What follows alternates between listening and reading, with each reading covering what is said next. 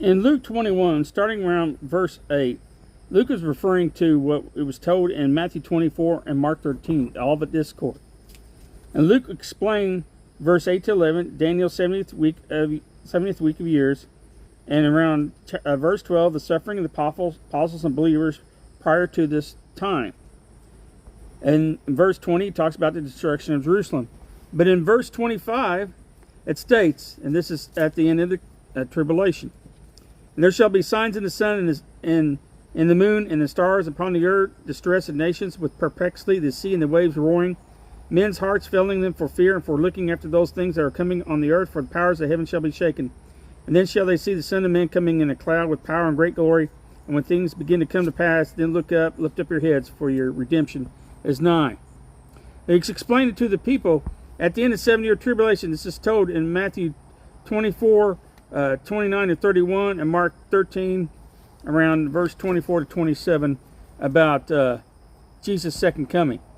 It's also referred to in Revelation 14, 17 through 20, where there's a harvest bringing the unbelievers to the winepress of God, where Matthew and Mark talk about the elect, those that are left. This is not the church.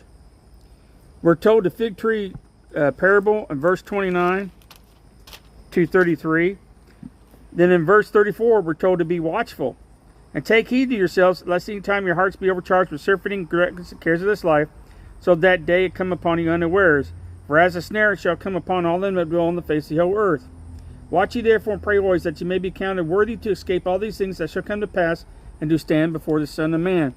That's referring to the rapture of the church, because we escape the wrath of God. It's for the unrighteous people, not the righteous people. Nowhere in Scripture does it say God sends wrath against the righteous. Now, I've had people come up and say, well, that's Satan unloosing things on earth during the 7-year tribulation.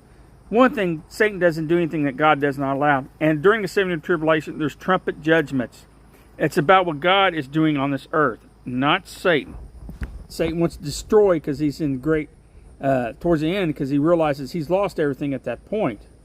Right now, Satan still thinks he can win.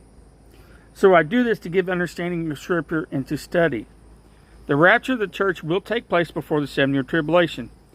How long before? We don't know. It doesn't say, but we know it takes place before. There are many raptures in Scripture.